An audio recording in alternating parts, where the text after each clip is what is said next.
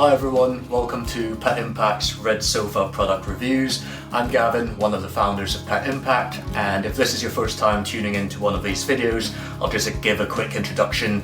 If you know what these videos are about, feel free to skip the next bit. It's a series of videos where I just dive deep into each one of our products, kind of sharing how we came about the idea of the product and the pros, the cons, the good, the bad, the ugly of the product. So just trying to give you as much unbiased information as possible so that you could decide for yourselves if a product is a good fit for your pet or for you. And I'm sat on the red sofa while doing it. So this is a free sofa that we got off Facebook Marketplace when we moved into our first house. So as with most people, you're kind of on a tight budget when you move into your first house. So red's not really the color I'd have gone for, but hey, it was free and we're finding a job for it now. So yeah, let's get into the product reviews. Our reusable pee pads. This is actually the very first product that Pet Impact released, so it holds a bit of sentimental value to the brand. To be completely honest, it's not a product we invented. It already existed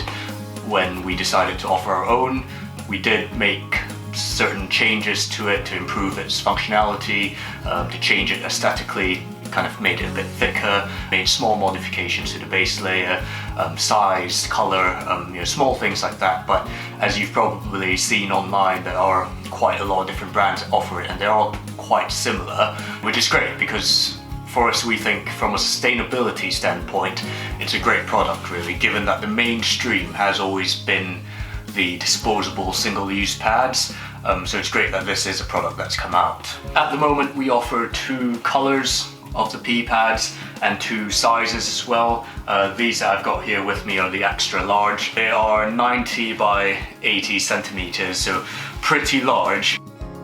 We'll start with the bad points, just to get them out of the way. Number 1, they are more expensive. I guess cost is relative, isn't it? So they are more pricey than the disposable option.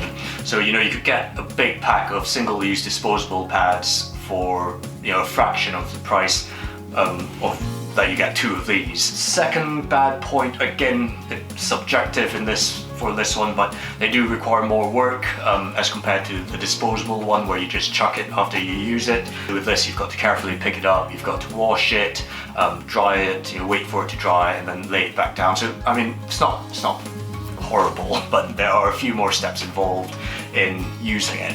Third bad point that we've heard, obviously selling it for a few years now, we get quite a lot of reviews. We do have a small percentage of bad reviews, as most products do, and we take responsibility for it. When you make so many of these, they're bound to get, you're bound to have some that are flawed.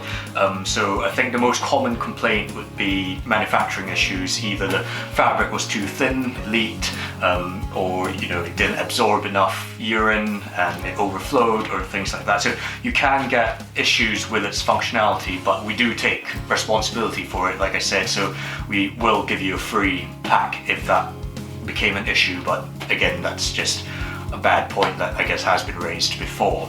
Now, on to the good points. There are quite a few for this one, which I'm quite happy about. Number 1 for the good bits, I guess, would be the sustainability side of it. It's taken a while for this to become known, and even now I'd say a lot of people, when you think of pee pads, whether or not it's for puppy training, incontinence for dogs, just as kind of protection for dogs that pee in the house and things like that, you don't think of these washable or reusable ones. But like we were saying in the first bad point, that even though they are more expensive, we launched these in 2019, mid-2019, so about 3 years from when I'm shooting this video today. And we did get in touch with a few early customers for the brand who bought these, and they are still using them 3 years on. Maybe not for the same purpose, because the puppy's grown up, doesn't need it anymore, but they're using them for mats for their food bowls, or they put them in their car, kind of just to protect the seat. So basically they go on, and that obviously reduces so much waste, so much plastic that would have come from the same amount of disposable pads to serve the same purpose. We package them in fully recyclable cardboard boxes, so 0 plastic packaging, so that's good.